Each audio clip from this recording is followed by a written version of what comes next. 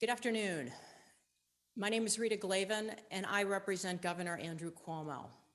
The reason I'm speaking with you today is because after we made many written requests to the Attorney General to give us access to the underlying evidence that formed the basis for her report, and she ignored every one of those requests and refused to give us the evidence underlying her report, the Attorney General was finally forced to provide some evidence to Governor Cuomo's legal team. And the only reason she was forced to provide some of the evidence that she had refused to give us for months, despite our written requests, is because Sheriff Apple filed his complaint, the complaint that was dismissed last week, and rightfully so. That production of evidence that the AG did not want to give us, has done everything to keep from giving us. It was required by law. And we only got, to be clear, I want everyone to understand this, we only got a small fraction of what that evidence was that the Attorney General had and wouldn't give us. But now we know why the Attorney General didn't want us to have it. Our review of that small amount of discovery that we received over the last couple of months confirms exactly what we have been saying all along. It confirms exactly what was in my October 20th submission to the Attorney General to correct, amend her report. And it confirms that, number one, the Attorney General's investigation was shoddy. It was one-sided, and there was a predetermined outcome. And number two, that the resulting report was flawed and misleading and disregarded evidence that undermined the conclusions and the allegations that were made. We have thought this all along, and on what we were able to see in the public report and the very limited number of exhibits attached to the report, even though the AG collected 74,000 documents, which we haven't been given. But what we could see is that there was something very, very wrong with the report, and we've said this on a number of occasions. I'm going to give some examples today of what we have learned from the evidence that the Attorney General was forced to provide to us. There are many examples, to be clear, but we've just picked a few today. What I will be doing in the coming days is I will be making another submission to the Attorney General because she needs to correct the record. She's the chief legal officer of this state, and there was evidence that should have been confronted in that report that was favorable to the governor, that undermined the allegations, and it was ignored, and witnesses weren't confronted with it. It's not right, it's not fair. There was no process, and the report is precisely what it was meant to be, which was one-sided so that the Attorney General could clear the way to run Governor Cuomo out of office and then announce weeks later that she would be running for his job.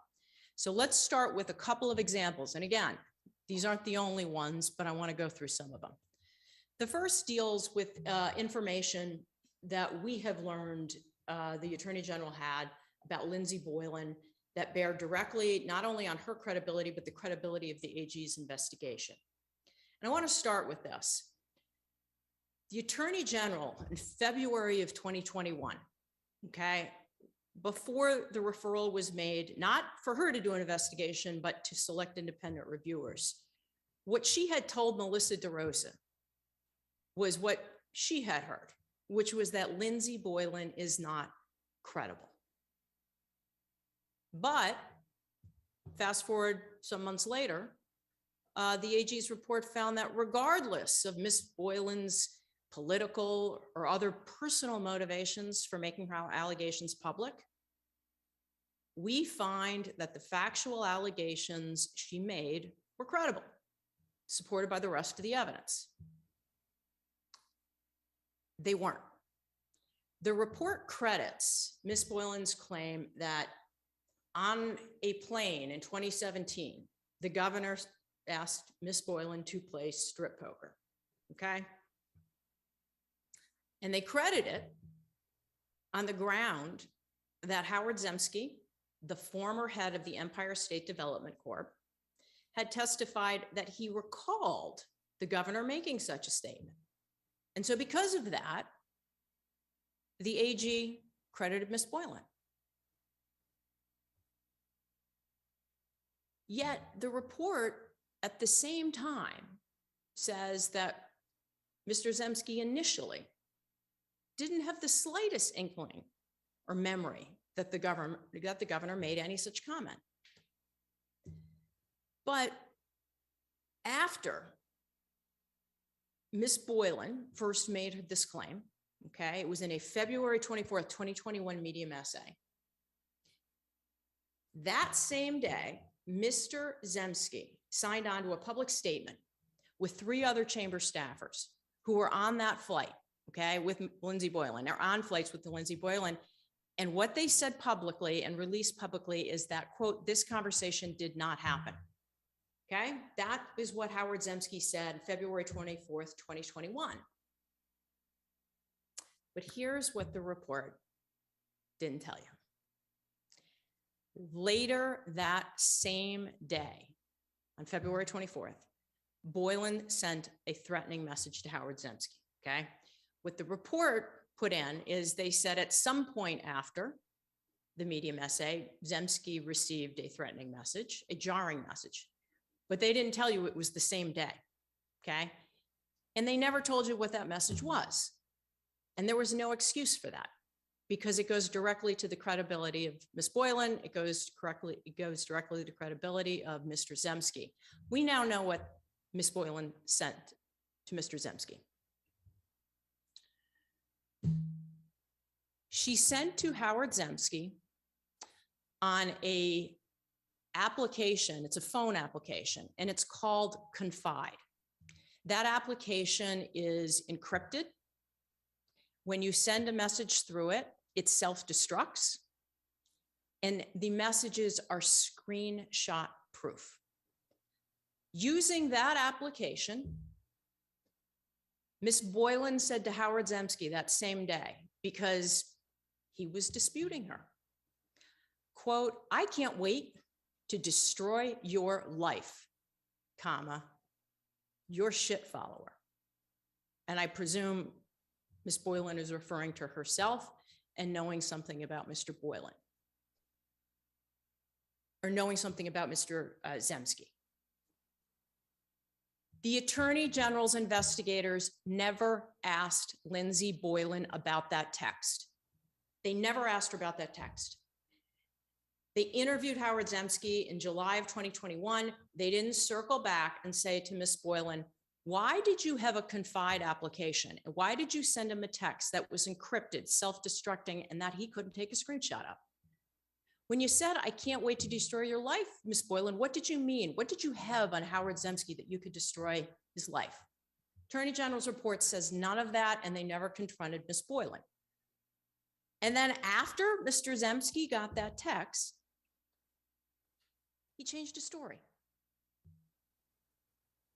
After she threatened him to destroy his life, he changed his story. The AG had evidence that Ms. Boylan was tampering with the witness, trying to get him to corroborate her, and threatened to destroy his life if he didn't. And they never asked her about it, and they didn't tell you about it, and they didn't put it in the report. And that tells you what this report was all about.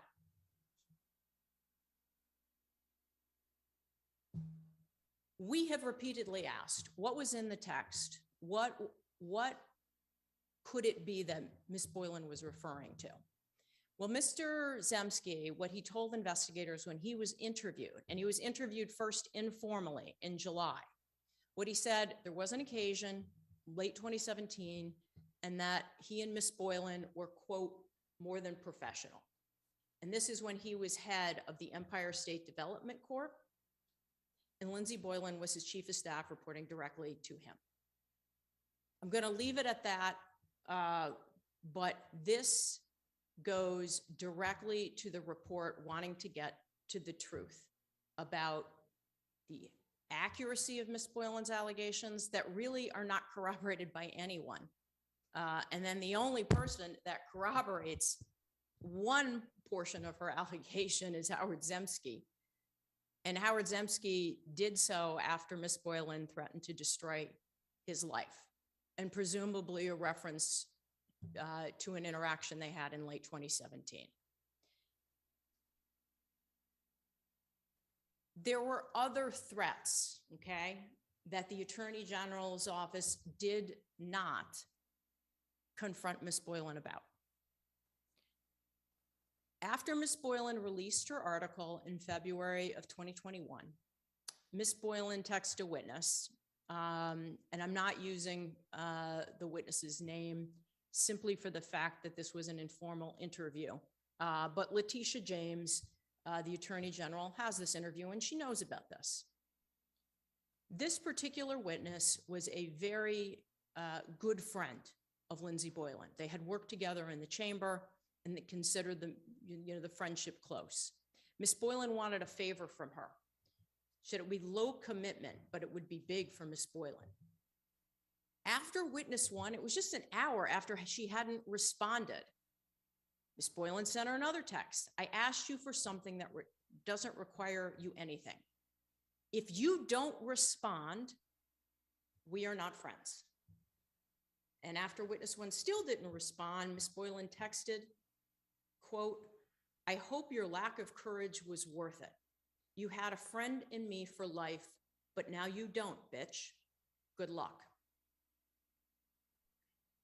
Once again, Lindsay Boylan wasn't asked about this by the AG's investigators. This goes to Miss Boylan's credibility and the steps that she will take to get what she wants and do to other people. But more importantly, it goes to legitimacy and the depth of the investigation that we know was one-sided with the predetermined outcome. Wouldn't you have asked Miss Boylan about these threats if you were the investigator? Other threats that the AG did not confront Miss Boylan about.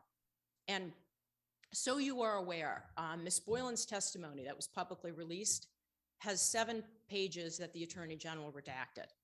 I have that unredacted testimony, and I can tell you that she was not confronted with these threats in that testimony. Miss Boylan had already started making threats against Governor Cuomo months before she made the sexual harassment allegations for the first time. In March of 2020, she sent threatening texts to 2 members of Governor Cuomo's staff. She was angry because she was in a primary battle with Jerry Nadler. She wasn't getting the support from Governor Cuomo that she had hoped for, and she believed that Governor Cuomo, in the middle of COVID, had shortened the time for petitions to hurt her, when in fact this was a policy he instituted throughout the state in the early stages of the COVID crisis. What she said is, this was absolutely not helpful. Okay, I see what the point is here, and I will find ways to respond. Life is long, and so is my memory, and so are my resources. Attorney General's office didn't confront her with that text. Second text, she said, not helpful. Specific response to a tragedy, but please relay, well, we are okay. I see what the point is here, and I will find ways to respond to the message. The future is coming after assholes. Attorney General's investigators did not ask her about that text. These are threatening texts that were sent to the governor's staff months before Miss Boylan, as part of a second campaign, decided to accuse the governor of sexual harassment and recruit others to join her. We also have evidence in the form of another witness, witness number 2. On June 7th of 2021, witness 2 provided information to the Attorney General's investigators, told the Attorney General's investigators something that this witness had heard. What this witness had heard is that in December 2020, when Miss Boylan was running for Manhattan Borough President and she made her allegations against the governor for the first time, the AG's investigators were told that Lupe Todd Medina, resigned from Boylan's campaign because she didn't believe Boylan's allegations and she thought Boylan was fabricating the sexual harassment claims. You'd think the investigators would have followed up and talked to Lupe Todd Medina. What were her discussions with Lindsey Boylan? Why did she think that the claims were fabricated? Did they think the claims were fabricated in order to assist her campaign for Manhattan Borough President?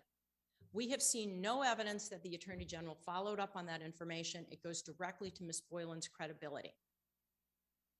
And my understanding is that they did not interview Todd Medina. No legitimate investigation that is trying to get to the truth would have ignored this, but they did.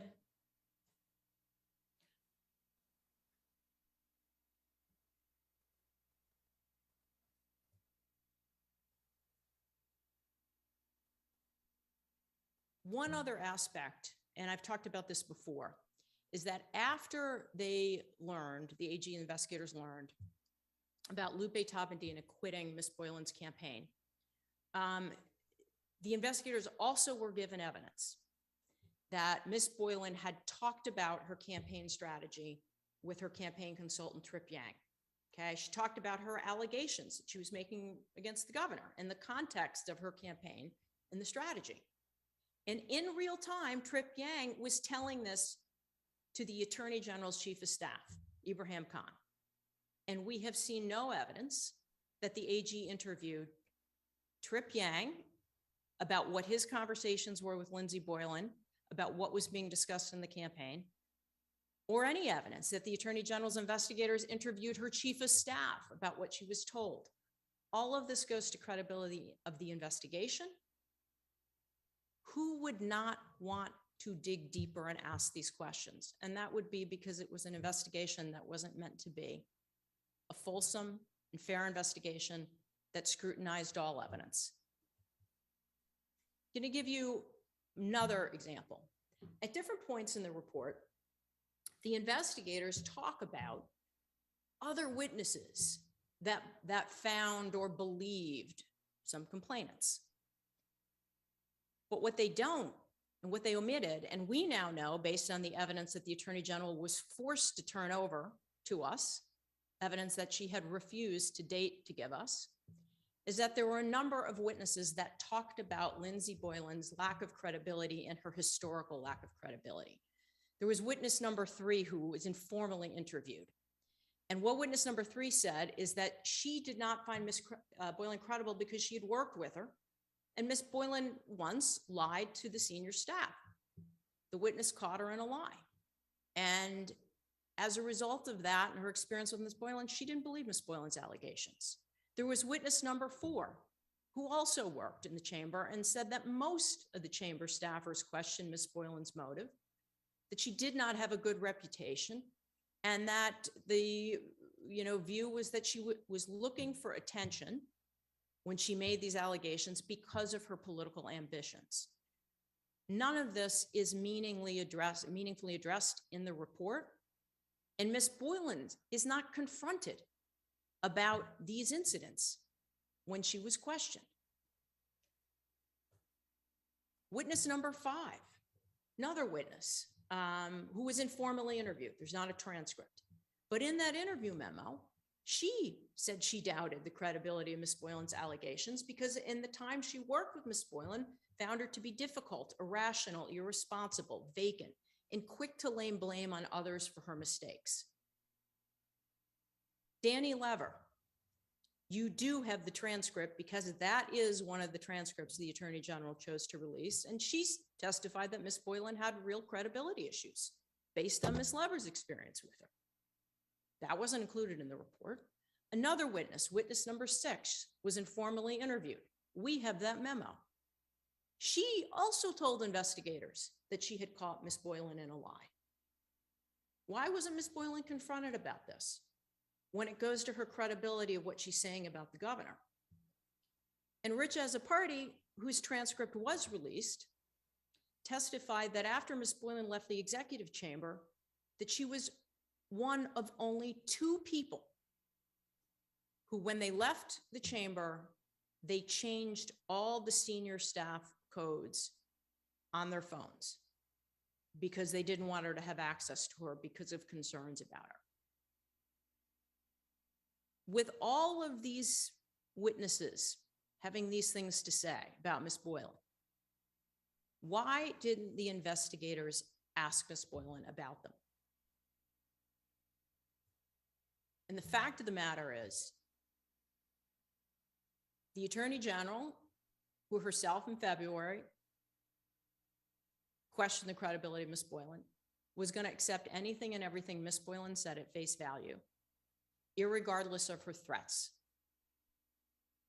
And what we've seen in just the limited discovery we were given is that when Ms. Boylan tweeted in December of 2020 that she had been sexually harassed for years and that many people saw this,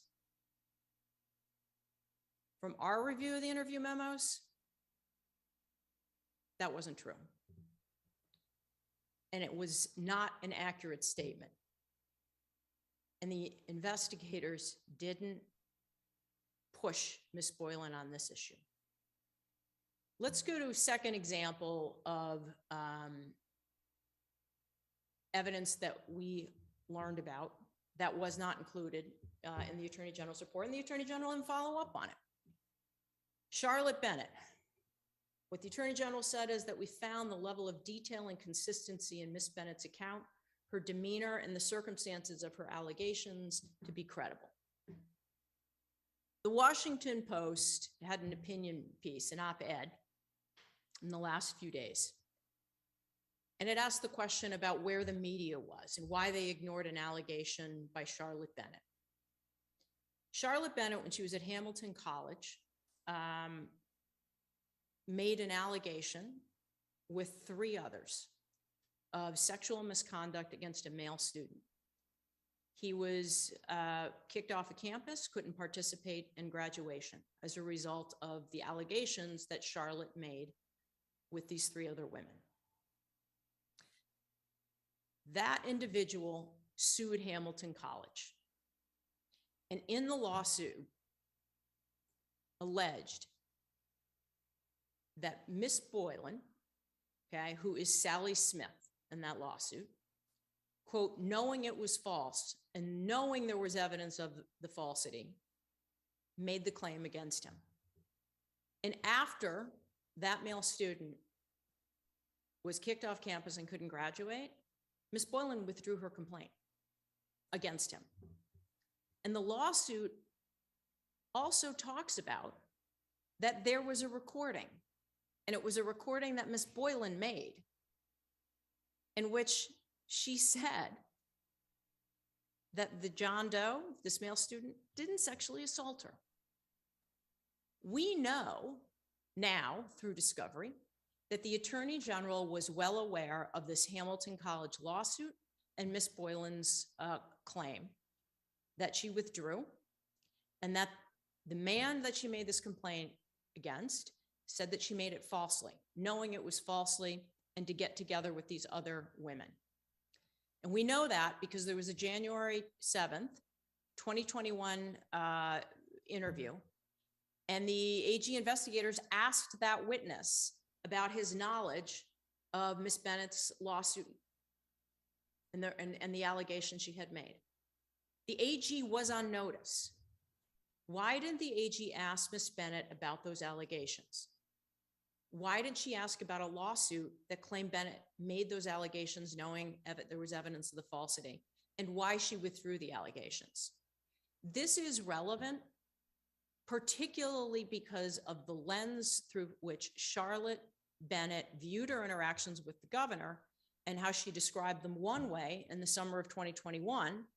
And then after Lindsay Boylan and Charlotte Bennett connected with each other, and Lindsay Boylan was encouraging Miss Bennett to go public to, and I'll quote Miss Boylan, help her campaign. Why wouldn't you ask her why her allegations about the governor changed dramatically in February 2021 from what she had said to counsel for the chamber in the summer 2020? What Miss Bennett started claiming nationally is that Governor Cuomo propositioned me for sex. And let's just be clear, that's false. He never did. And the evidence is clear that he didn't. The governor's special counsel spoke with Charlotte Bennett, took extensive notes from the summer 2020, and testified that Miss Bennett told me that the governor had neither touched her nor made a sexual advance. But somehow, Miss Bennett's view of her interactions changed. And the Attorney General, the investigators did not confront Miss Bennett about this. They didn't want to ask the hard questions. And the reason is because they didn't want the answers and they didn't want to muddy up and be able to cherry pick the one-sided narrative that the report was. The other thing that I think, and I'm playing this clip because it goes to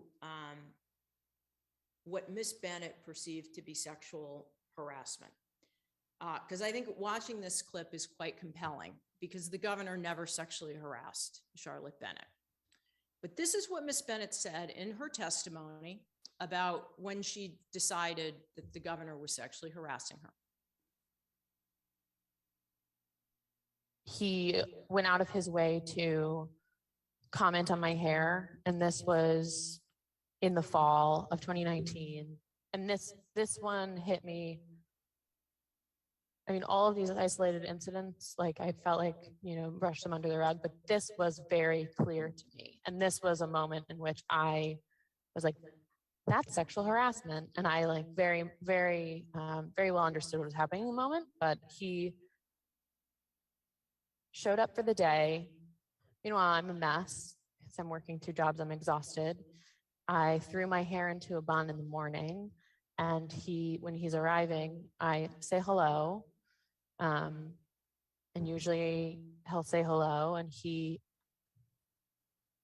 just asked me, he just like commented on the fact that I had a bun. He's like, I don't know if he asked why I was wearing a bun or just said, your hair is in a bun, but he commented on my hair, and that was all I got from him. And then the day went by, and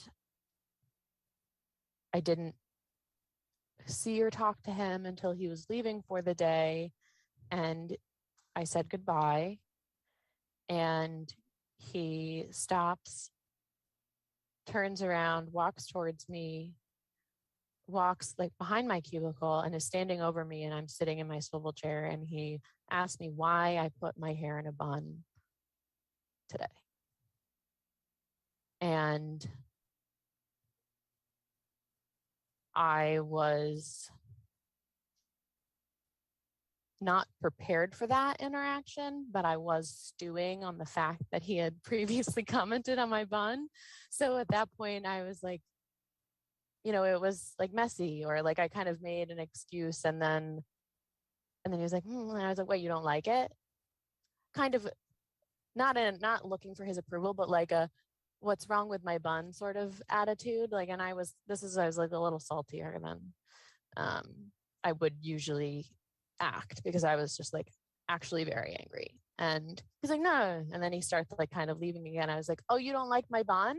And I'm like leaning over my cube, and then I stand up and I'm kind of addressing the other assistants at their cubes and being like, did you hear that? He doesn't like my bun. And I'm like kind of calling after him, and he walks away. And then I was like kind of in a crying rage, and just left work.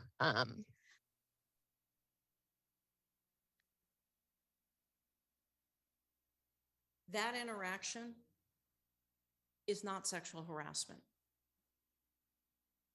Petty slights, trivial inconveniences are not sexual harassment. But the report points to this incident. And this is why the report went too far.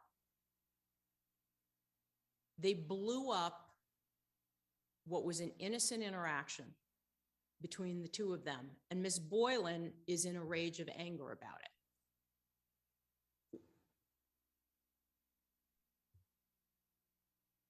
I'm going to move on.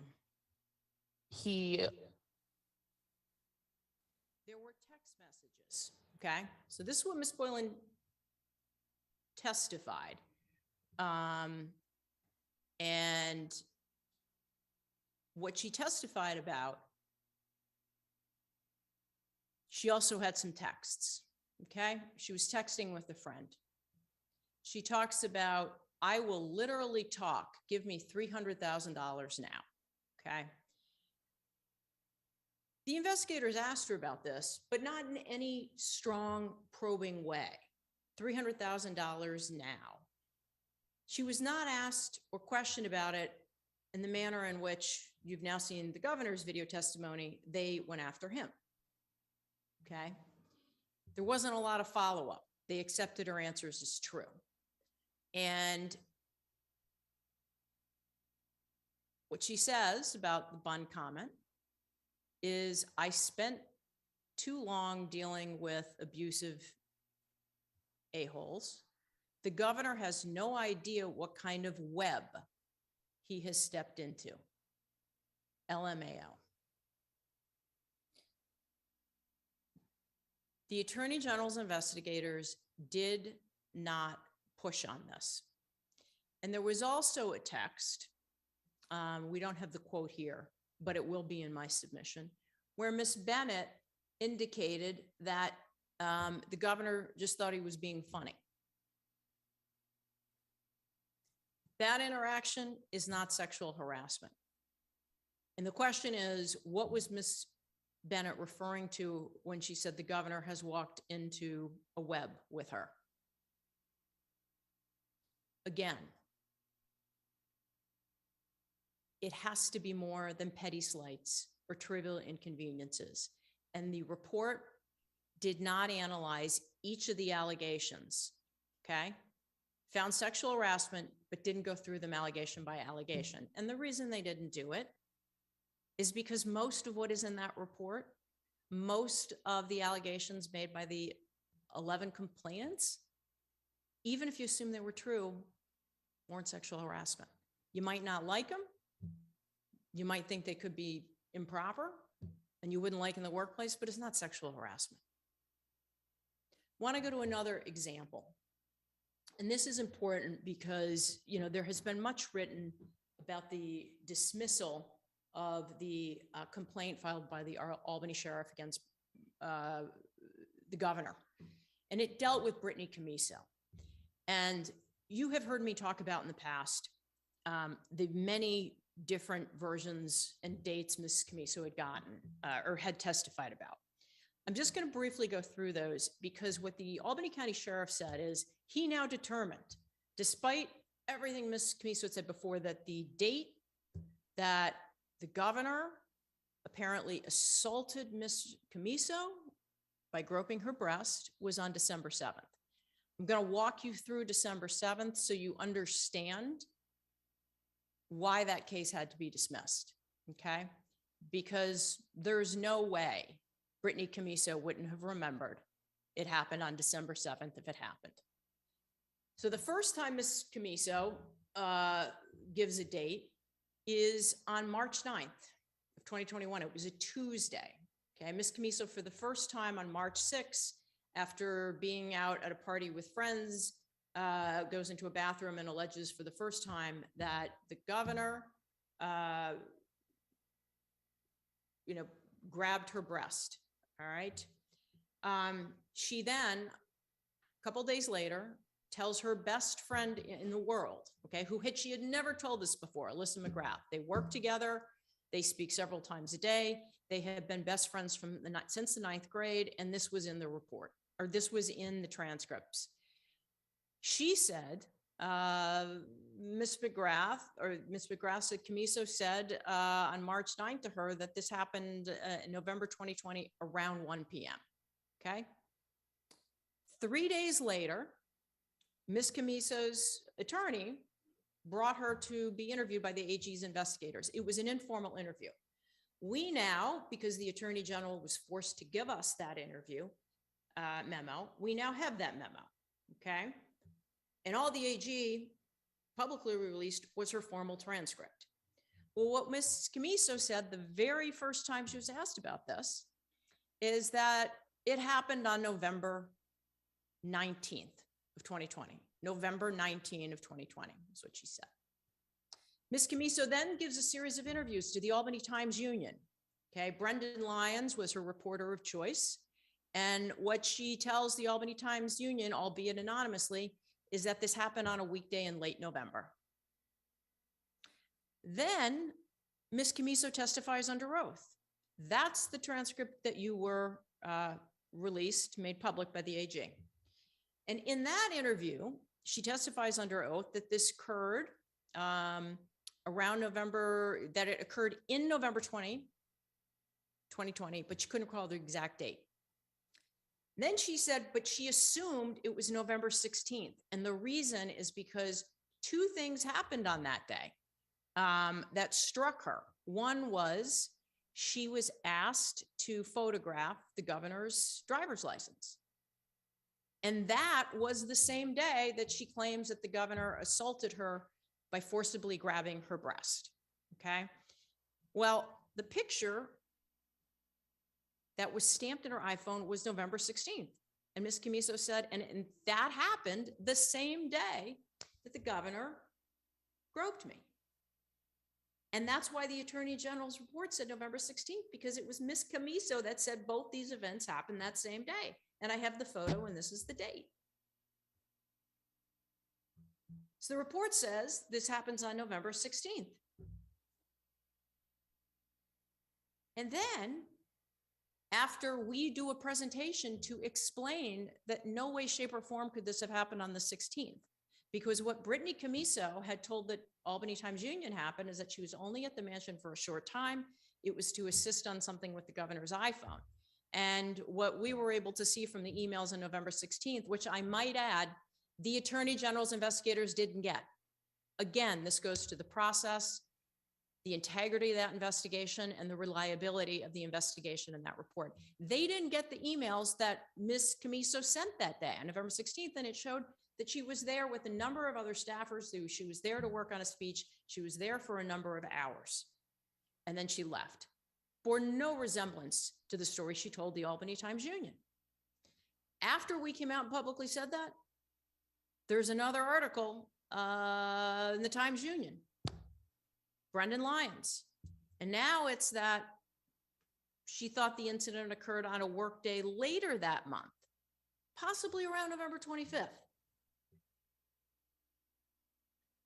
It couldn't have happened on the 25th because we have the pins of when she was in the mansion. And the only day she was in the mansion in November was November 16th. This wasn't just a mix-up of dates. This is Brittany Camiso giving substantive testimony about how she knew it had to have been around November 16th, and it was because she said she took the picture of the governor's driver's license that day. And that couldn't have happened. But investigators, they don't confront her with this. So then what happens is, after we've done presentations about this, Ms. Camiso's attorney goes back to the Times-Union in October and now says, well, she couldn't recall if it was November or December. This is the first time we hear it could have been in December. We file our submission to the AG's office to amend, correct, and supplement the report. They got November 16th wrong, and to this day, they won't admit it. They won't admit the inconsistencies between her accounts and why she believed it was the 16th, because of the photograph she took that day. Okay. 8 days after we do our application to amend the report, and we lay out in detail all the different versions that Ms. Camiso had told different people about what happened with this incident. Okay. The initial version she told to two other executive assistants was that the governor had thrown her against the law, grabbed her breast, and then kissed her. Well, then 2 days later, Ms. Camiso backed away from that version. And what we now have is Sheriff Apple files his complaint, and he has a new date.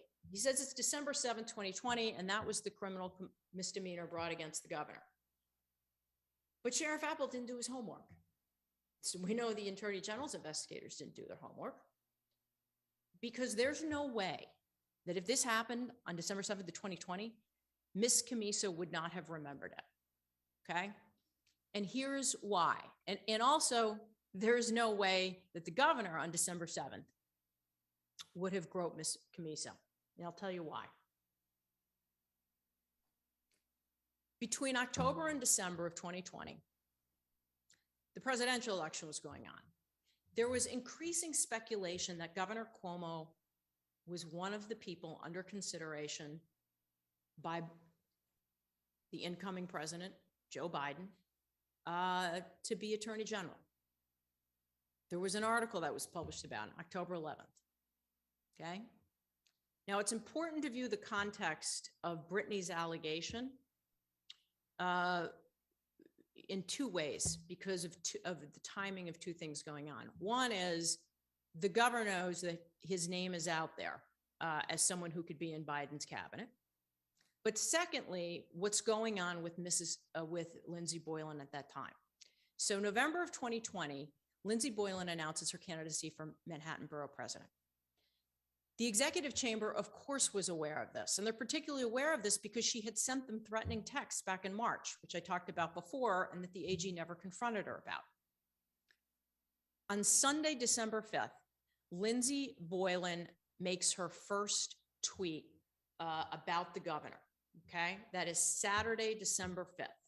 Remember, keep in mind, December 7th is the new date that the governor is alleged to have groped Ms. Camiso, which he did not.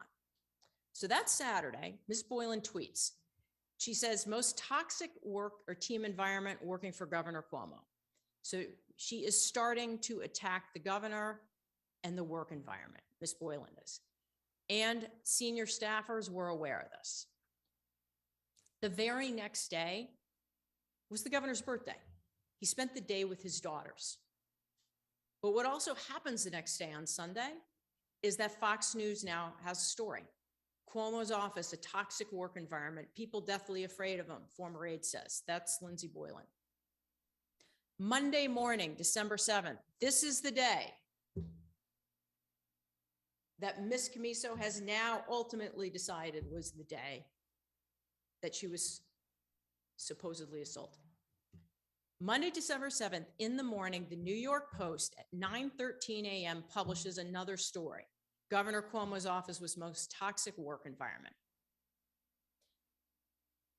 Because of these stories, the governor was briefed that morning on his way to New York City about those tweets and about the articles. And the reason he was being briefed is because he had an 11 a.m. press conference with Dr. Fauci. At that press conference, the governor took 30 minutes of questions. And so his staff had to prepare him in case he was asked a question about this to have a response. After the governor finished his speech in the press conference, he went back to the mansion and he was working on a speech. He asked Ms. Benton if someone could come over so that they could convert the text on his iPhone where he dictated the speech and send it to Ms. Benton. It was Ms. Benton's decision to send Ms. Camiso because of who was available at the Capitol. The governor did not specifically ask for Ms. Camiso to come over and perform this small task.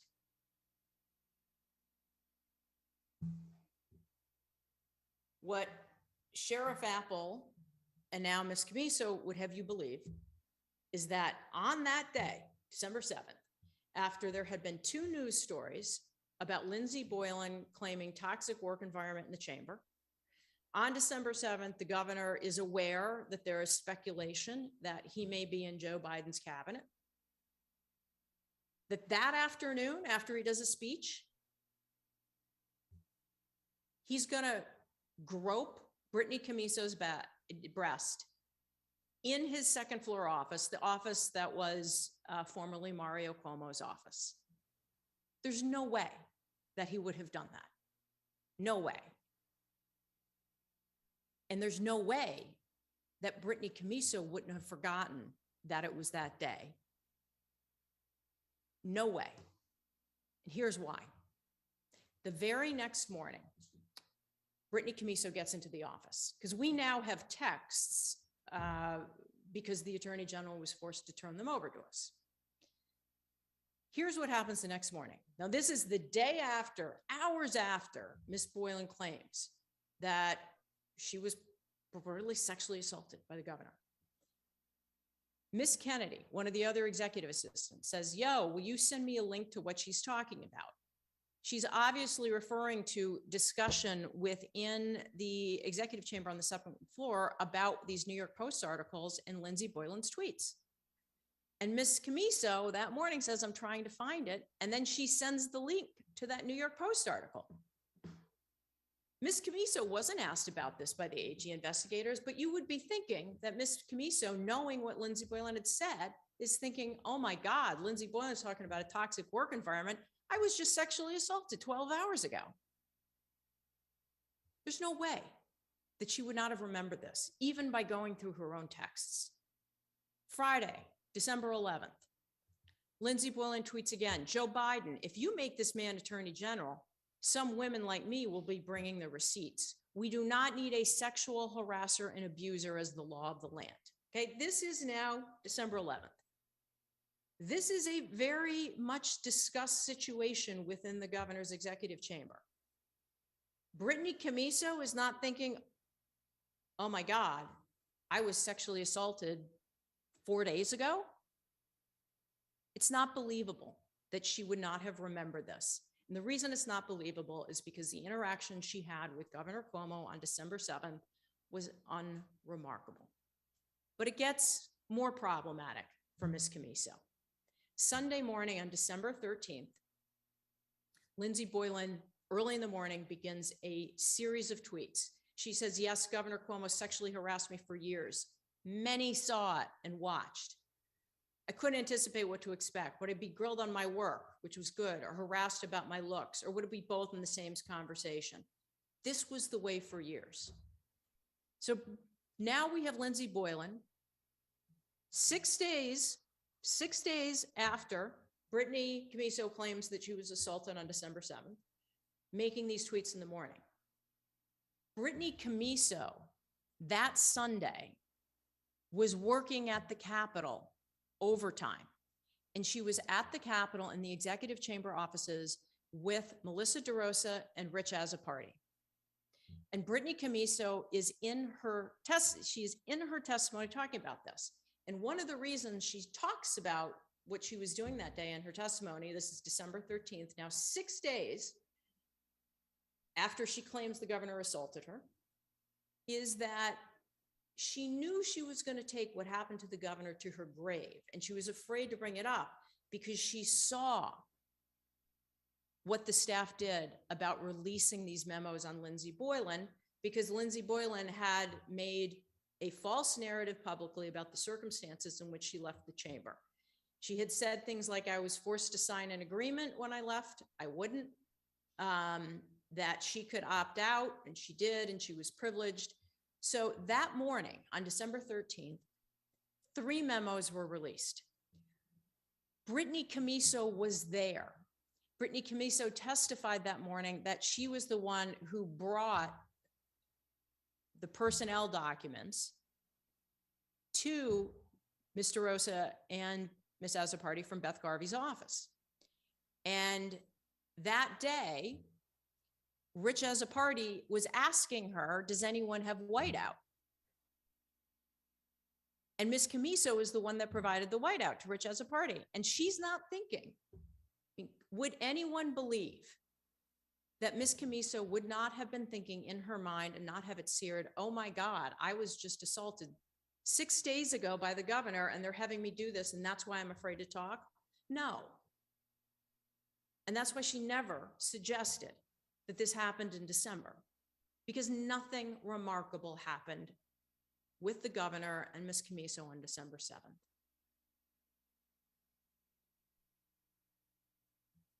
The afternoon of December 13th, 3 memos are released. Rich Azzopardi released them to the press to refute Ms. Boylan's narrative about why she left the chamber. And Rich Azzopardi had whited out with the whiteout that Ms. Camiso gave him. certain portions of the memos that documented that the Empire State Development Corp wanted Miss Boylan removed back in September of 2018 from the ESD payroll because she was abusive, mistreated employees, didn't follow procedures. This is December 13th, 6 days after she supposedly was assaulted by the governor, and it just wasn't true. Here's what Ms. Camiso's testimony was. What she said was, so my understanding was the box was her personnel file with her papers in it. I carried it from down the hall from counsel's office to the front office, and I gave it to Melissa, and then Rich as a party asked me to find some whiteout. And I looked all over for whiteout. I gave him a couple, and he said, no, this isn't going to work. Go find me some better whiteout. All I could assume is they were working on Lindsay Boylan's personnel file. That was her testimony. And this all happened on December 13th. There is no way that Brittany Camiso would not have remembered, oh my God, 6 days ago, I was just assaulted by the governor. There's just no way. And that's because it didn't happen. Couple other points. On April 7th of 2021, and Ms. Camiso's interview with the Times Union, which she did anonymously, she told Brendan Lyons, I remember exactly what I was wearing. That's what she told Brendan Lyons.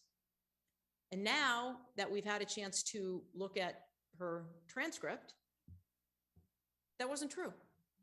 She said, I remember my blouse. I don't remember exactly which color it was, though there was no buttons. I apologize. I don't remember the actual specifics of the material. That's not what she initially said in the story that Brendan Lyons reported. I'm going to move on to another example of evidence that we now have because the Attorney General was forced to give it to us despite not wanting to. The report found Ms. McGrath, Alyssa McGrath, to be credible, due in part to corroboration from other individuals, okay? Alyssa McGrath is Brittany Camiso's best friend since the 9th grade, okay? Socialize regularly.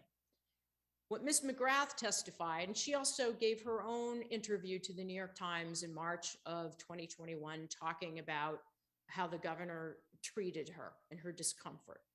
And she testified that she felt, quote, embarrassed, uncomfortable, and stressed when she claims that she thought the governor looked down her shirt, okay? Well, Ms. McGrath's husband, her ex-husband, was interviewed by the Attorney General. And we now have that transcript because the Attorney General had to give it to us. And they asked him, because in 2020, he and Ms. Camiso, or he and Ms. McGrath were seeking to reconcile. And this is what he said about Ms. McGrath. He felt that there was a lot of borderline adoration of Governor Cuomo by her, and that Ms. McGrath often talked about how handsome she thought he was and referred to him as the love gov. Ms. McGrath said that Mr. McGrath never said, she never said to him anything that coincided with what I've read. She never once was it ever said to me, I feel very uncomfortable with him, Governor Cuomo. Mr. McGrath found Ms. McGrath's allegations, quote, contradictory, that not only did she never communicate to me that she was uncomfortable or being harassed, she communicated both attraction and, complete loyalty to the governor.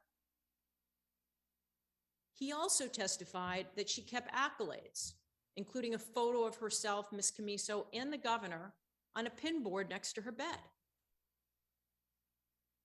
He also testified that right before the New York Times article came out in March of 2021 by the New York Times, where for the first time, Alyssa McGrath now has a different version of her interactions with the governor.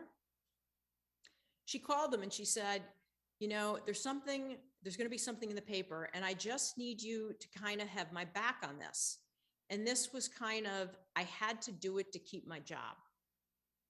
And what Mr. McGrath understood her to be saying is, hey, I'm going to say some stuff. You might know it's BS, but can you keep your mouth shut? That's what he took from the conversation.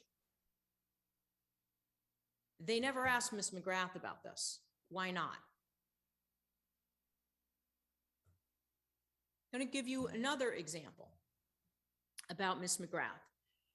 During her testimony, she was asked about a selfie that Brittany Camiso took with the governor on December 31st of 2019.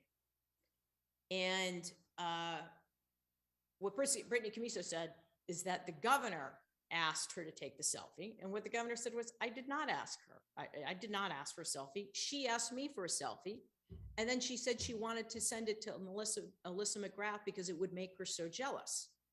And so Brittany Camiso sends that selfie to Alyssa McGrath, and Alyssa McGrath immediately texts back, I'm so jealous. Where's my photo? I want to be photoshopped right next to that. Ms. Camiso has turned the selfie incident into a form of how uncomfortable she was, okay? But the problem is, how do you explain the response from her best friend, Alyssa McGrath? When Alyssa McGrath was asked about this by the AG's investigators, I want to show you how she handled it, because Ms. McGrath got caught in a lie. And the AG's investigators, in the manner of questioning her, tried to fix it. They didn't do that for anyone that had evidence favorable to governor to help them out. But they're letting Alyssa McGrath get away with this, and then they don't report it in the report. Here's what happened. Is this the text message in which Ms. Camiso shared with you a picture she had taken with Governor Andrew Cuomo? Yes. And she shared the picture and you wrote, where is my pic? I'm officially jealous. Why were you officially jealous? I felt like I needed to say that considering she was with him and he asked that it be sent to me. So she sent that in real time to me. So I felt like I could be like, not rude. How did you know that he had asked that she send you this picture?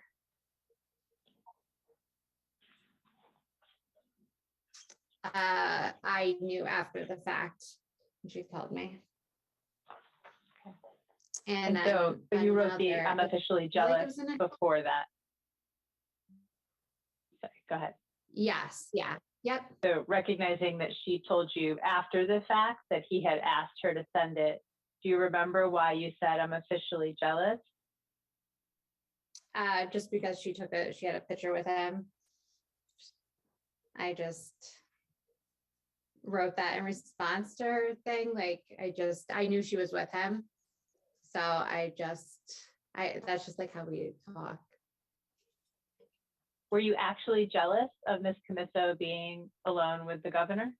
No. And then you wrote, I need to be photoshopped in to the right of him with some sort of emoji. What did you mean by that? Because we've had the pictures that we've had with him before. It's like always like the three of us. And then you wrote, love this so much. What did you mean by that?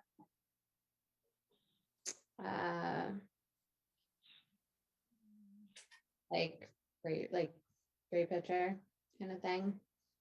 I reacted in that way because I knew she was sitting right next to him. Because I knew she was still there at that time.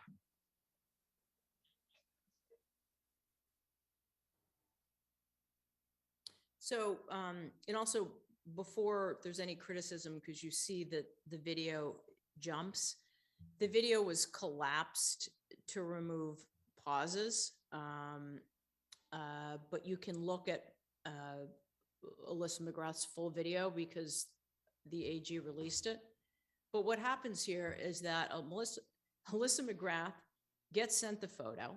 She did not know that the governor was with Brittany Camiso at the time, and then says, I'm so jealous. And then when she gets caught in the lie that, oh, I wrote that because he was right there, she then admits, oh, okay, I didn't find that out till after the fact. Why is she changing her testimony like that? And were there any questions, any meaningful discussion about what she and Brittany Camiso talked about that day and after? And there wasn't. I'm going to give you another example, and this is has been very bothersome because what the Attorney General did. So now, October 29th, after Letitia James has done this report, she announces her own run for governor, which is exactly why the governor made clear that Letitia James was not to be involved in the investigation or do the investigation, and that it had to be independent reviewers because he had a belief she may run for governor and want him out. And that's exactly what happened here. So what does the Attorney General do? She begins releasing some selective transcripts, okay? And what she chose to release and not release, and what she chose to redact and not redact, speaks volumes about the lack of professionalism and the political motives behind the report, and the AG trying to defend the report while she's running for governor. So what she did is she released the transcript of Trooper 1. And what the Attorney General said that she would do is, in releasing the transcript, she's going to redact sensitive information about relationships that aren't relevant to our conclusions in the report. Well, she wasn't consistent in how she did that. Trooper 1's transcript, okay?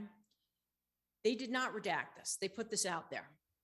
Trooper 1 testified that Senior Investigator 1, who's another trooper, and we know who that trooper is, that he once witnessed the governor and Senior Staffer 1, who is Melissa DeRosa, that they were making out on the sidewalk like they were high schoolers, okay? This is what the Attorney General released. She didn't redact this.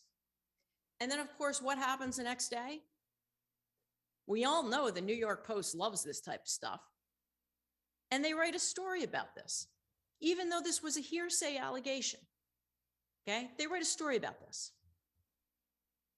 What the Attorney General didn't tell you is that they interviewed Senior Investigator number 1, who purportedly witnessed this. This never happened. Senior Investigator 1, there was an informal interview memo. It was on June 22nd, 2021. And Senior Investigator 1 said he never saw the governor and Ms. DeRosa kiss. And because we were so bothered by this allegation, because we had never heard it before, the governor knows that this is false. We actually went out and interviewed that trooper. And he said, no, this did not happen. I never said that it happened. I was interviewed by the AG's people, and I told them that. So I ask you, why did the Attorney General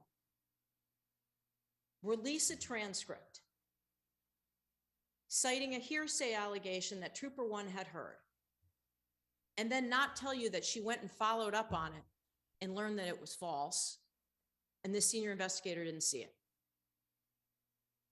Don't you think the Attorney General has a duty to correct the record? And certainly the New York Post should apologize, as should the Attorney General should apologize. They chose not to redact that, even knowing they had interview memos, actually not just from that one senior investigator. They interviewed another trooper about this, that Trooper 1 thought might know about it. And that trooper said, no, we didn't see them kiss. Why would the Attorney General do that? Because she's running for governor at this time, and she wants to hurt Governor Cuomo and make what she thought was a potential political rival damaged beyond belief.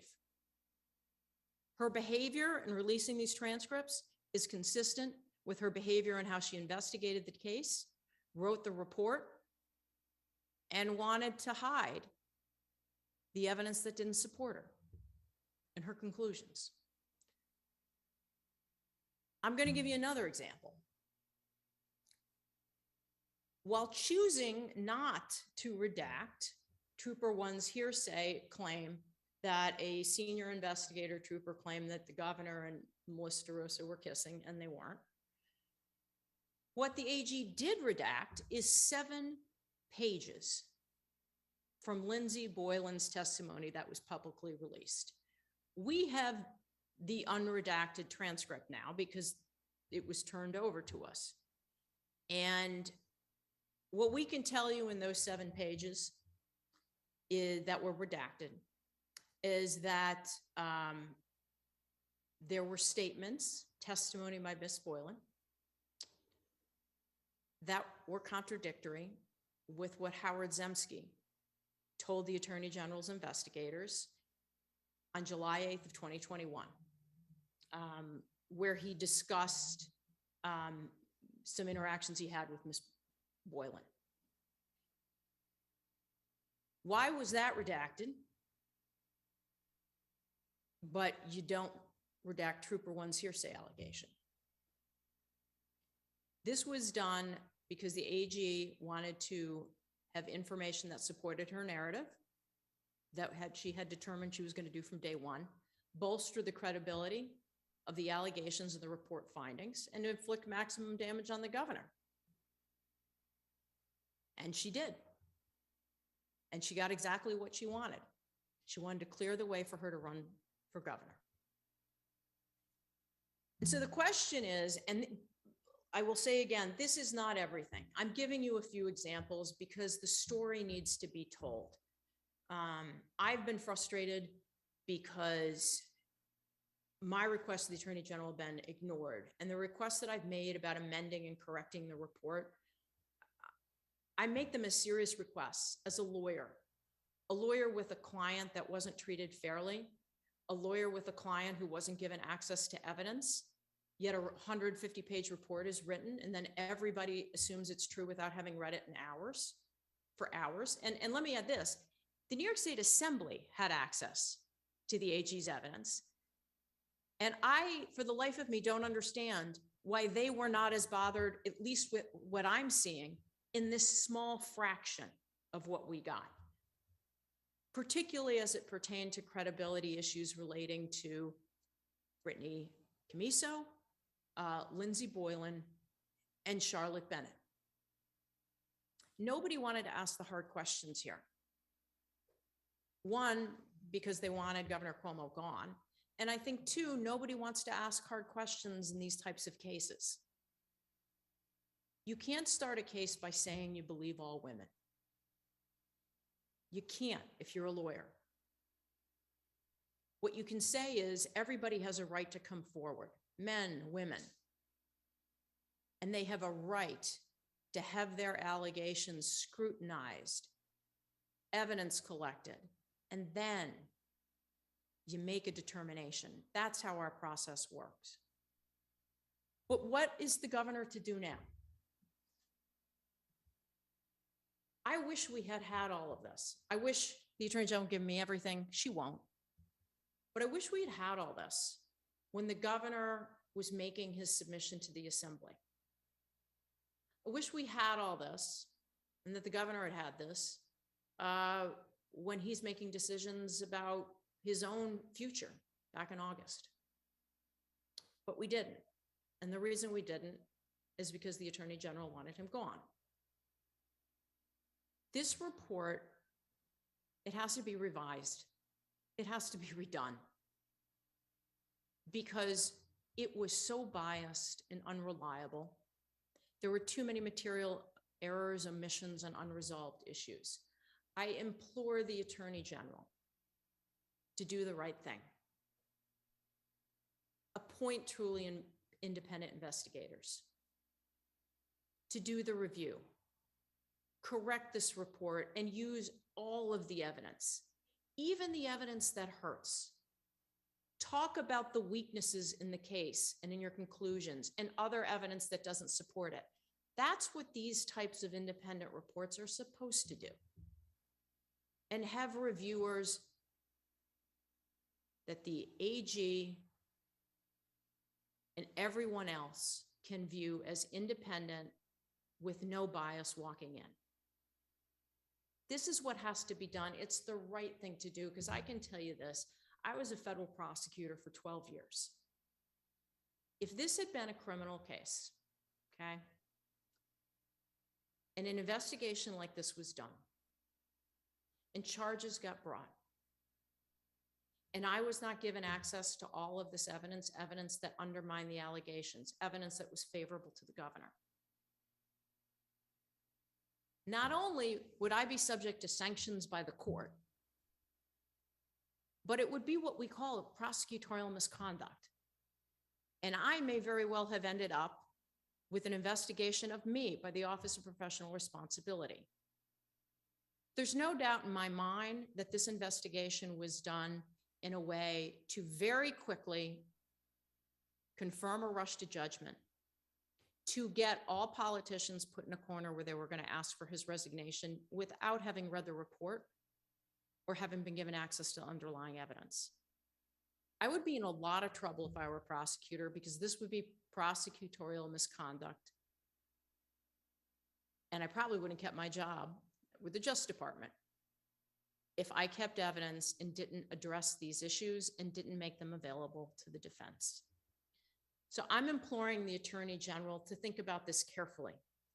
I'm imploring the media to look at this and write at this with a discerning eye. Write about this as objective journalists wanting to get to the truth. The last thing I will say on this is that, you know, for Governor Cuomo, for him to see this evidence, it has been so troubling. What he's asked me to do, and I am doing it, is that if something isn't done, for me to take a look at whatever legal options he has available to him. And I'm doing that. And I don't blame him, because I'm as outraged as he is when I saw what happened here. Evidence and the rule of law is all we have. No rule of law applied here. This was a takedown. This was a political maneuver, and it was a mob mentality. Something must be done. The Attorney General needs to address this. Okay, thank you for listening. I think this was very important to share with you because of what has happened to Governor Andrew Cuomo.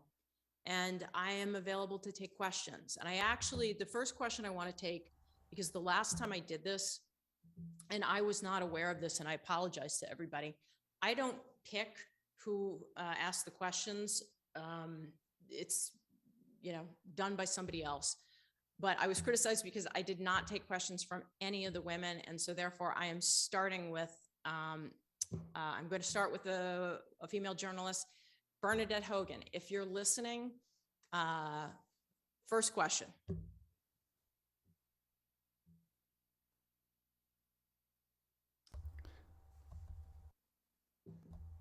Thank you, Ms. Glavin. We're checking the roster of the attendees and see if Bernadette is here. Just give us a moment while we compile.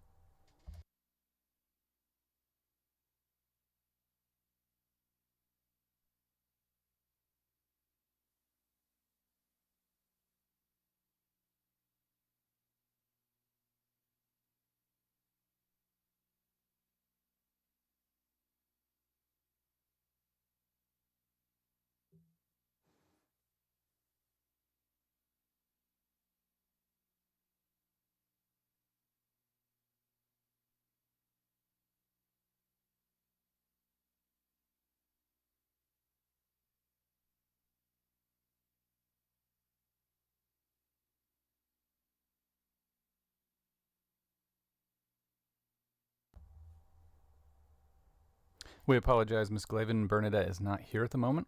Well, we're going to start from your first question coming from Sonia Moog. Sonia, how are you? Hi, I'm good. Hopefully you can hear me. Can you hear me? I can. Okay, great. You had just spoken about, how important it is to include exculpatory evidence, how it would be, prosecutorial misconduct to do otherwise.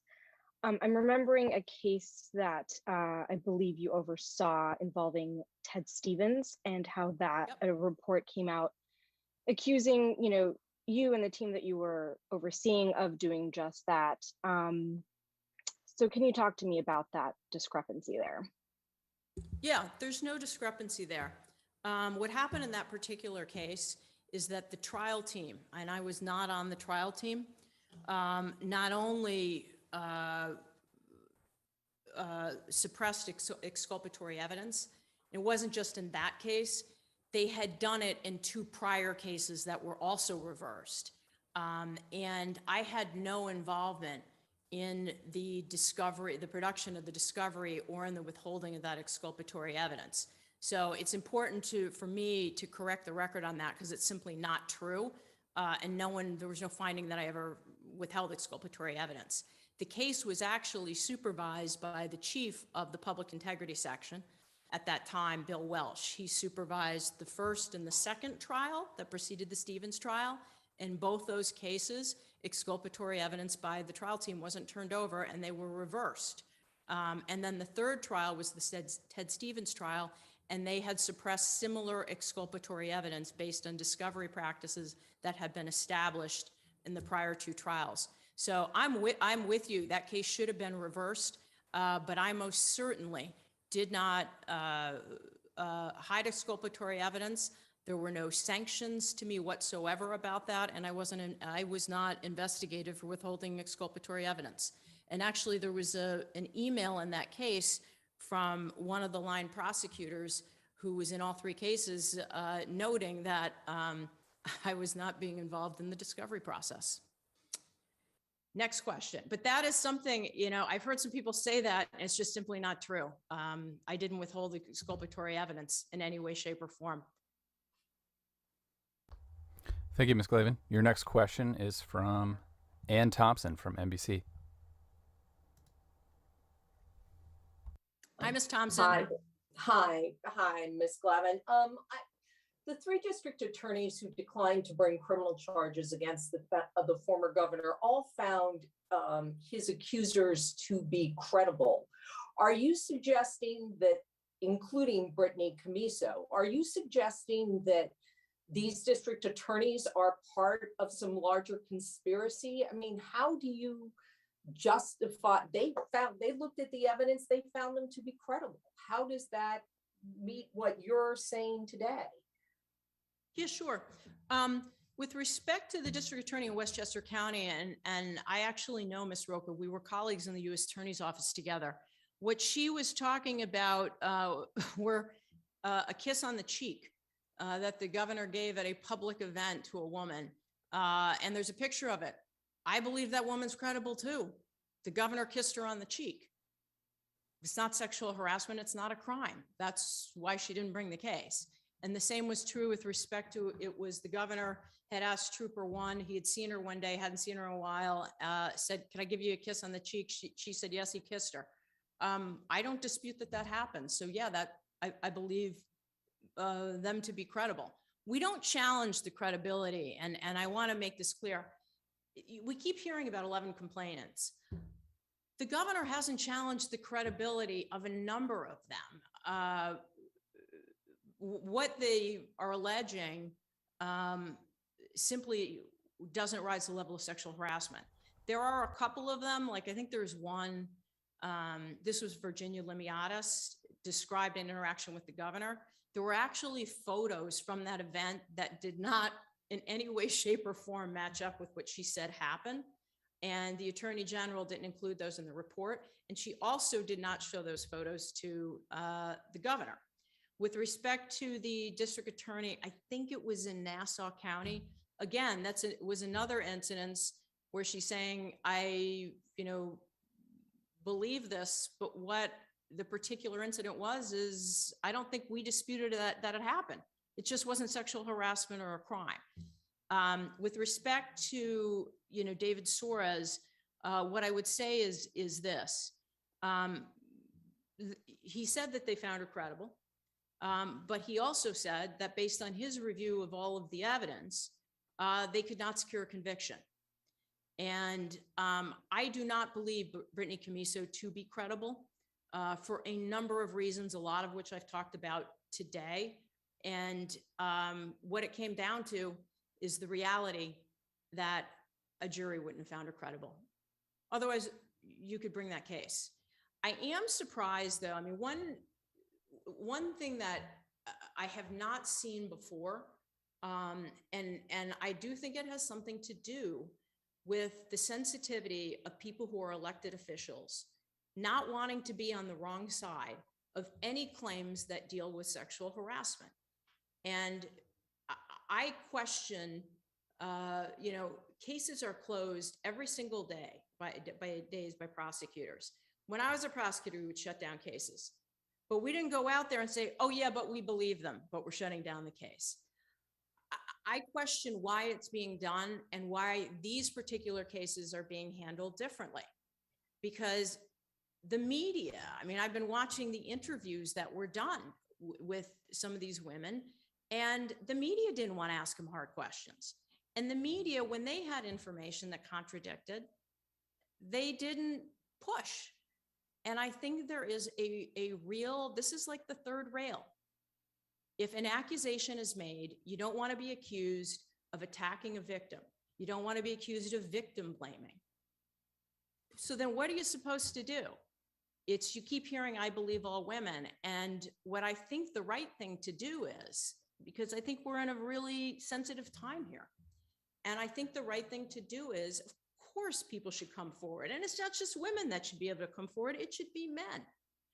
And I think what you have to do is say you have that right to come forward, but then we got to go through the evidence and figure it out. What was the context? What were the facts? You may have understood this differently than somebody else. I think people are afraid to do that. And I think elected officials don't want to be on the wrong side of this. And if it had been me, again, I'm not an elected official. I don't have to run for re-election. But if it had been me, I would have said, look, we've reviewed all the evidence and we've chosen to decline the case. That's how I think these should be handled. Next question. Ms. Glavin, your next question comes from Jimmy Valekind from the Wall Street Journal. Jimmy, it is good to hear from you. How are you doing? Every day is a blessing. Good to hear from you as well. Two things. First, you've presented some new materials about interactions between Lindsay Boylan and Howard Zemsky that I don't believe have been in public view until now. I'm wondering, is there any restriction on the release of the further materials that you've alluded to, the 7 redacted pages? And if you could just talk about why you've released what you have, but not that. As a second point there, your client testified that he believed Mr. Zemsky and Ms. Boylan had a, quote, complicated relationship. What did he mean by that? And just as a final question, I was in Judge Trexler's courtroom on Friday, and you appeared virtually. It didn't look like you were in your offices. So exactly where were you for that appearance? Sure. Okay. So you got 3. Let me start with the first one. No, I am not restricted from releasing the information that I provided today. And then so the question is, I think probably what you're asking me is, can I release the 7 pages that are redacted? I think that I will probably make those available so that the press can look at them for themselves. I mean, the Attorney General made a decision to release some with redactions. My view is that the 7 pages that were redacted and that I've now seen, I do think needed to be examined because I do think it goes to credibility. Regarding Ms. Boylan, regarding the threat she made to Howard Zemsky, which was a very serious threat, and the Attorney General didn't ask about it. when the governor talked about a complicated relationship between Ms. Boylan and Ms. Zemsky, I think what he was referring to is that there had been some rumors and concerns about their relationship within ESD. And because of that, Alfonso David, who was counsel to the ESD, had them both in and questioned them, and they both denied having ever had some type of improper relationship, or I'll use Mr. Zemsky's term, a relationship that was more than professional. And that came to Mr. David because there had been some discussion within ESD amongst employees about having witnessed some conduct that gave them concern about their relationship. And you know, I will say this, counsel to ESD at the time, Elizabeth Fine, who is now counsel to Governor Hochul, she also knows about this and knows what was being said about the relationship. With respect to what Ms. Boylan and Mr. Zemsky testified about the relationship, my read of the testimony is that they're not consistent with each other. But I will consider releasing it. What I also thought was interesting is that when the AG's people interviewed Mr. Zemsky, what I learned is that Mr. Zemsky was first interviewed informally, and you know, some matters were discussed with him in that interview. And then when he had his formal interview, those matters were not, he was not questioned about it in the transcript. And that's one of the problems that has caused me frustration throughout this investigation, is that it is clear that the investigators would do an informal interview with certain people first, particularly the complainants, so you get an idea what they were going to say. And then between that interview and then when they went on the record, I'm seeing details that were ironed out. I mean, with Ms. Camiso at her first interview, she says this happened on November 19th. Then under oath, she says it happens on November 16th. There's no questioning by the AG's office. Well, why did you say the 19th? What made you think it was the 19th? And now that you're saying it's the 16th, it's because the picture was there. What happened between March 12th and May 17th that caused you to change on this? There were no questions of Ms. Camiso about such things as I would have gone through if I were doing this. What I would have done during Ms. Camiso's testimony is I would have had the Times Union article with me, and I would have gone through what she said at each portion of the Times Union article, particularly the fact that she remembered exactly what she was wearing. And then she told the investigator she didn't. She couldn't remember the blouse. And she gave the impression to the Times Union that this was seared into her mind. But none of that was asked about. With respect to where I was with the governor, not gonna reveal that. Suffice it to say, my excellent associate Serena Armani and I were there together with the governor in the same room. Did I answer your questions? So I want to make sure no one says I avoided you, Jimmy.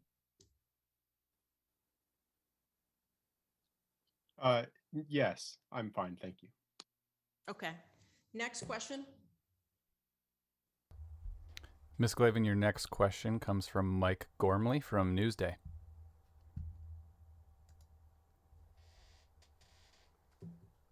Hello, Counselor. So the Attorney General's response to some of the criticism we've had so far has been that you seem to be criticizing her for procedures that would be normal under criminal investigations, but she says that this is under civil law.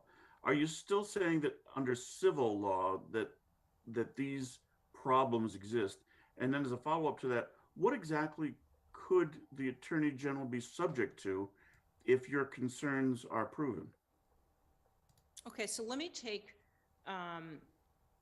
your first question. The Attorney General is wrong, okay? Because the evidence she gathered, you know, she said she was going to provide for criminal review, for criminal conduct, okay? The procedures that she followed, we asked to see a draft of her report because we knew it was about the governor and we wanted an opportunity to speak with her about it. And if I were the Attorney General, I would want to have heard from us. And that's standard. It's standard in Inspector General investigations, where if you're investigating a particular person, you will meet with that person before the report is finalized. It's in your interest to see, what they have to say. Secondly, to the extent the Attorney General says this is some different standard, it's not. I have been part of investigations, actually internal investigations, or even take a look at the Mueller report.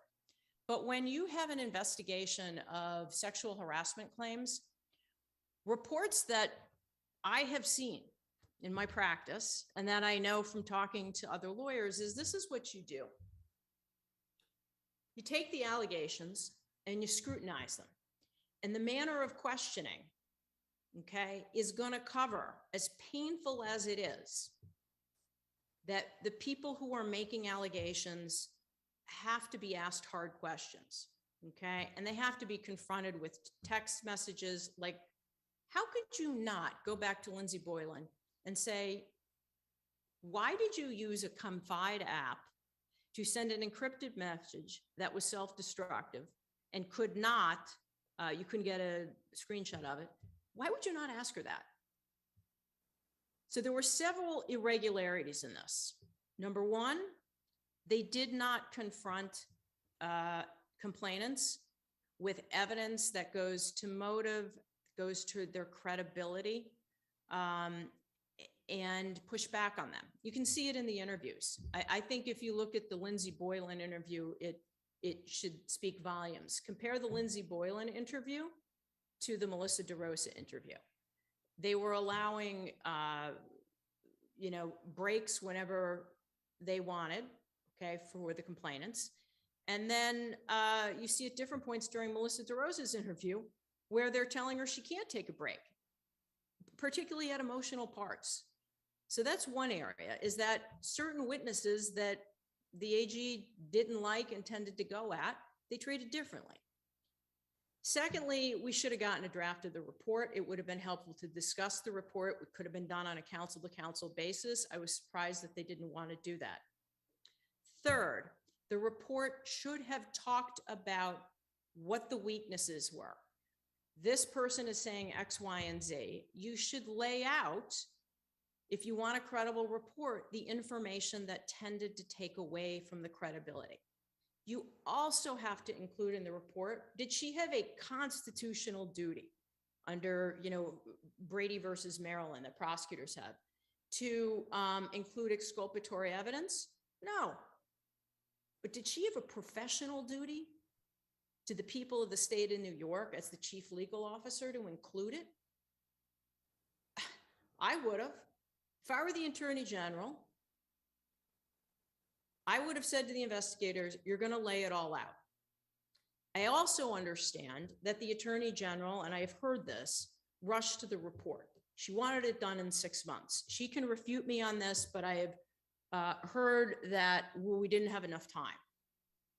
Because of the importance of these allegations and the importance of them to the governor, you take the time that you need to get it right. And getting it right means confronting hard facts that aren't in your favor. It means having the courage to say, I don't find this allegation credible. You got to do that, or your report's not credible. And it's sad to me that the Attorney General would say, well, I didn't have to do that in this investigation. I would think that she wanted to. I would have. That's how I would have done it. And that's how I know lawyers do it when they do investigations on behalf of companies all the time.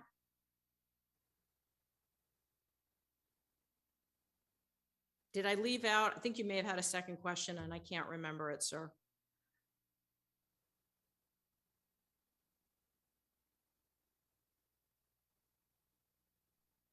I'm sorry, it was just that, is there something specific that the Attorney General could face professionally or in any other way if your allegations are true or proved.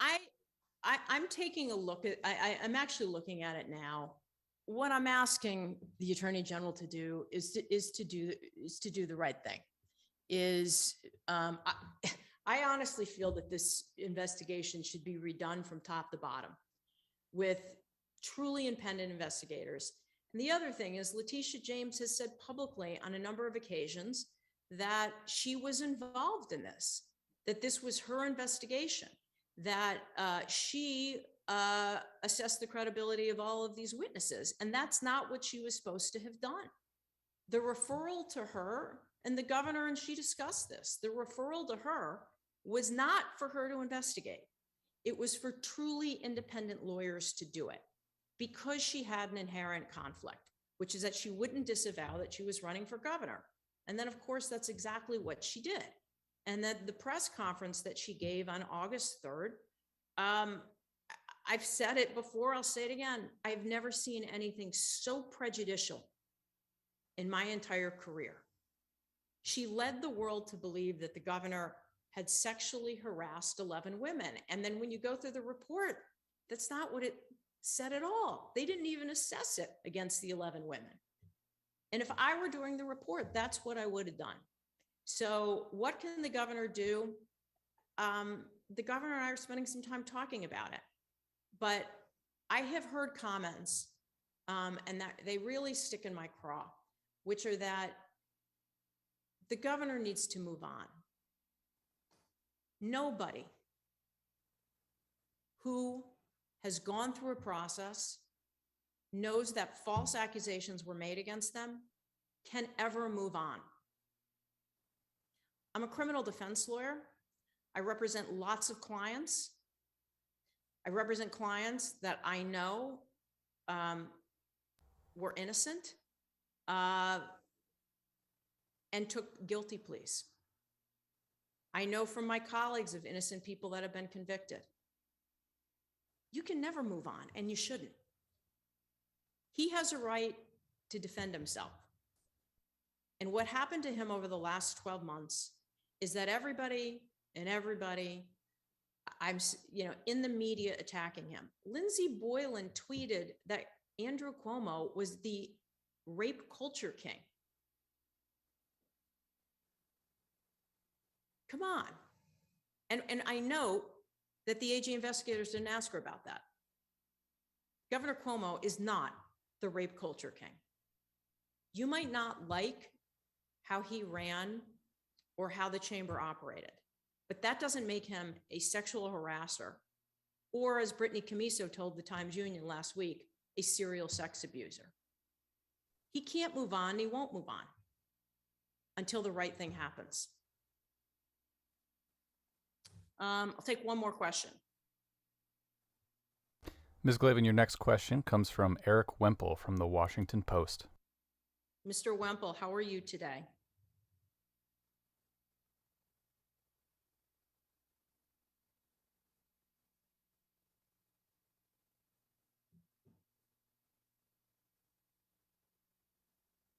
Eric Wemple, if you can hear us, please unmute your mic.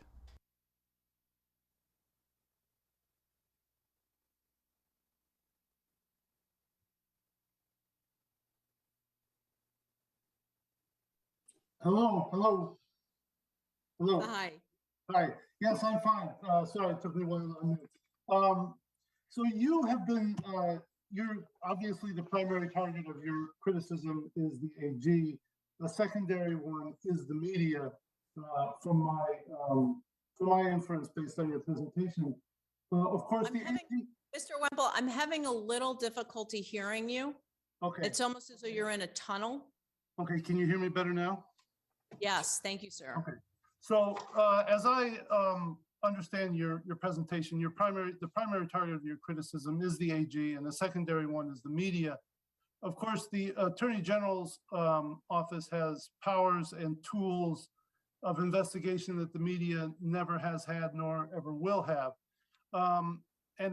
We're talking about a period of time here where basically the media was alone in sort of investigating all this stuff. but obviously a great amount of information came forth with the transcripts, and now you're able to sit back and review all of this and be very critical. What could the media have done in real time, so to speak, during this period from, say, December of 2020 through August of 2021, when it was sort of just out there without an AG report? What more could have done? You said the media did not pry hard enough, did not do enough. What without the tools and the powers of the AG, what more could the media have done, and where did it really fall short in your critique? Well, let's just talk about this. We'll take the Times-Union, okay? I read recently that Casey Seiler said he didn't know about Charlotte Bennett's history at Hamilton College, and that she had been a focus of this lawsuit against the college. And that was corrected because people had responded to him on tweet. It was all over Twitter, the Charlotte Bennett lawsuit.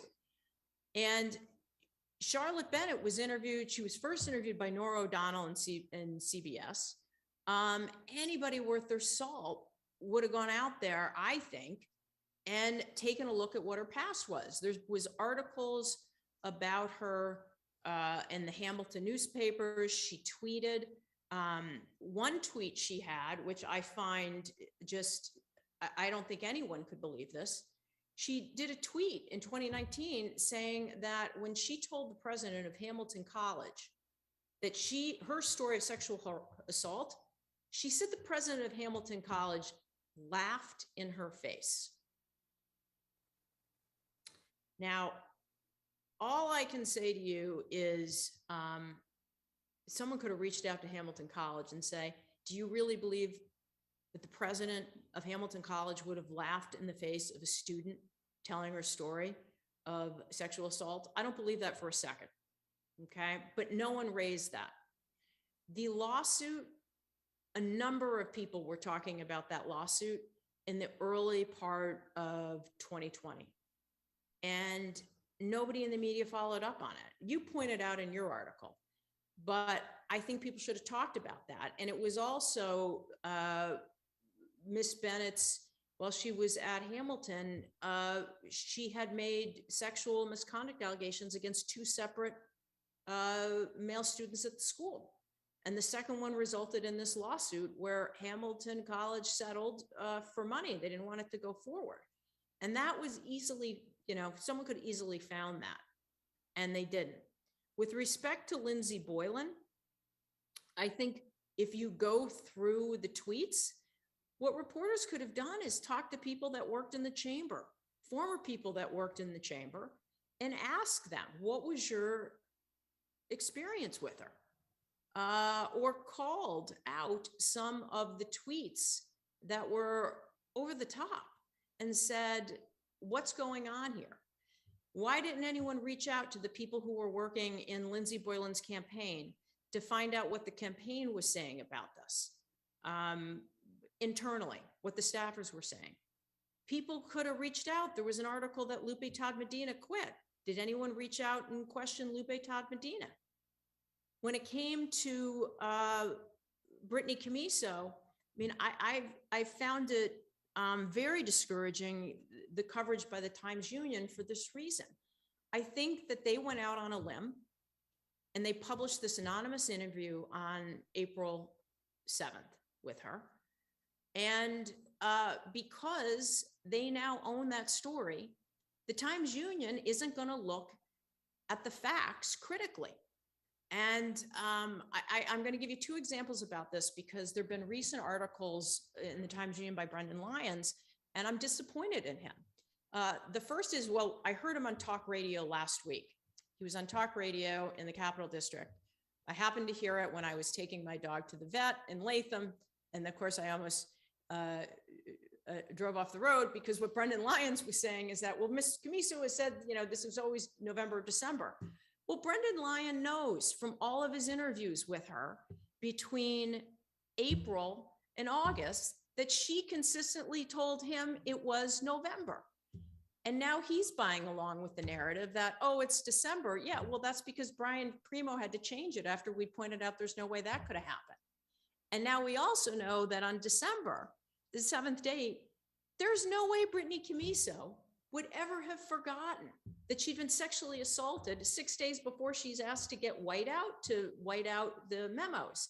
The Times Union is not writing any of this.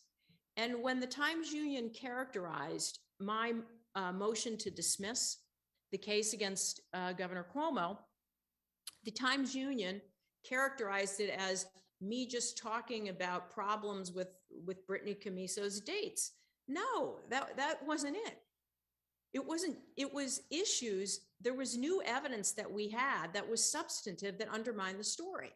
Why hasn't the Times Union confronted Brittany Camiso and said, you told us you remembered exactly what you were wearing? And now I'm reading that you didn't. And you never mentioned to me that you were wearing an overcoat on that day, that you didn't take off during our interviews. How come that story hasn't been written? And it's because there is a lack of objectivity. And then I read columnists. I've read Chris Churchill has these columns in the Times Union. And one, it's going after me. And, look, I've been doing this a long time, and having been in Washington, D.C., I have thick skin. But Chris Churchill, if he wants to write a column going after me and claiming that I'm just going after women, I'm not. I go after facts. I go after evidence. That's what I do. Why didn't Chris Churchill pick up the phone and say, hey, Rita, I'm writing a column about this. Do you have any thoughts? Do you want to talk about it? I would have been happy to take his call. The reporters don't want to hear the other side, a lot of them. And I'm frustrated by that. And what I think has happened here is that there's a rush to be the first to get out a story, and particularly a salacious story. And the press isn't doing their job and trying to get people, hey, what do you know about this? What were the circumstances of the departure? What do we know about, Charlotte Bennett? Where are the stories now? I did a submission on October 20th that had a lot of detail in it. And no one took the time to read the transcripts. No one's taken the time to read the exhibits that have come out. I've seen no stories. Mr. Wemple, you're the first. I really want people to dig into this and look at it, because the picture that was portrayed in that report was not a fair one, and I think is a false one. Oh, and let me add this. When the report just came out, I think Michael Tracy had a piece on this. I hadn't seen it, but what Michael Tracy said is the first thing that came out with the New York Times is they had an article, I think, that suggested that the governor had somehow assaulted 11 women or fondled them, and that just wasn't true. And where's the media writing an article saying, look at these 11 allegations? Even if you take the truth of 8 of them, it's not sexual harassment, but no one's writing those pieces.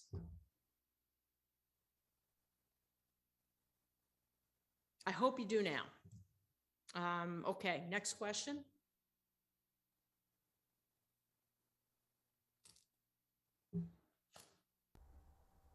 Ms. Glavin, your next question comes from Marina Villeneuve from the Associated Press. Oh, hi, Marina. How are you? I am doing well. Can you hear me? Yes, I can. Okay, great. I was wondering if you've received, if the governor's received any sort of like notifications, like intent to sue or anything along that matter, or if there's any sort of suggestions of lawsuits on the way. And I was also just wondering in regards to the filings from July that what we know now is that Chris Cuomo had been sending along some documents questioning Charlotte Bennett's past. I was wondering if the Hamilton College lawsuit was part of that information that had been forwarded to members of the Cuomo team, and it was something that the team was aware of at that time. Okay, 2 things. On the first, I really don't want to get into any potential civil lawsuits beyond saying this. Brittany Camiso has made very clear last week she plans to sue the governor. I think other people have publicly said this. Beyond that, I don't want to talk about that at this time. On the second about Chris Cuomo, I actually am not in, I'm not familiar with whatever exchanges there were. I do know, though, that prior to July, I think as early as March or April, I had been made aware of the Hamilton lawsuit. So to the extent people are thinking that the governor's brother passed this along and that was the eureka moment, no, I had been aware about that for some time. Okay. Ms. Glavin, your next question comes from Carl Campanile from The Post. Which Post? It's the New York Post. Oh, okay. How are you, sir? Ms. Glavin, thank you for bringing me back to court. I feel I was hearing a defense presentation today. Hold on. Oh, you heard? Wait a minute. I missed you because you're a little in a tunnel. But I think you said something funny, and I'd like to laugh too. Thank you for bringing me back to court. I felt like I was in court today. Well, look, I am a trial lawyer, so I don't, if you were all here, maybe you might have not have felt that way, but I'm a trial lawyer. I spend most of my time, in court and trying cases. Is Governor Cuomo feels like he was wronged here based on your presentation. He did resign. So is he going to run for governor? Is he going to run for attorney general? Given your presentation today, he did resign, and I'm just wondering if he's having a change of heart, because after listening to all this, like, I feel I'm in court, but what is happening, the next step for Andrew Cuomo? Well, first of all, you're going to have to ask him that. I'm not his political advisor, and I don't know what his plan is. But I do want to address the resignation, because I hear also a lot of, well, why didn't he stay and fight? And he has addressed this, because what had happened, and I'll tell you why he resigned, because he was public about it. Everyone had already made up their minds. Do you think he was going to get a fair shake in the assembly? The majority of members of the assembly had said he needed to go, and they hadn't even seen the evidence or read the report.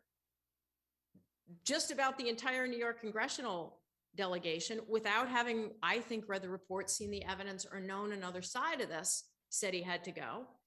And, you would have gone through litigation where I would have had to get all this evidence, and we would have tried this case in the Senate. During the middle of COVID, this would have brought the state to a standstill. And that serves nobody's purpose. And I will say this about Governor Cuomo. I've learned a lot about him. We spent a lot of time together in the last 10 months, and he loves New York. And he realized that what New York would go through with nothing being able to get done would have hurt everybody. We would have ground to a standstill. And I'm saddened because there's political pressure, particularly when these types of allegations are made. There is political pressure for every single person to say, I believe all women and you must go. Nobody wants to be the one to stand up and say, wait a minute, there's a problem here. And I wish some of our elected officials had some more courage and say, look, I'm going to read the report. I want to see the evidence.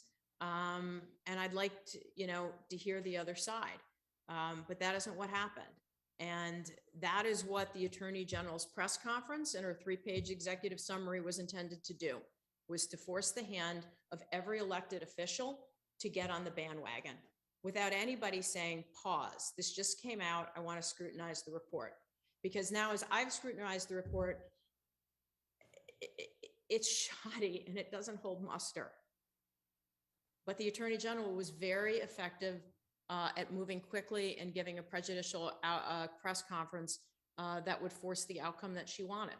And and for the life of me, I don't know why we're not seeing articles about her having cleared the deck for her own run, which is exactly why the governor did not want her involved in this investigation.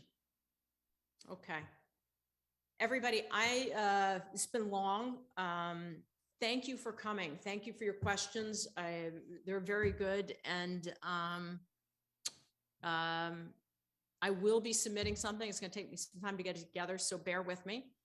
And thank you all. I appreciate your time.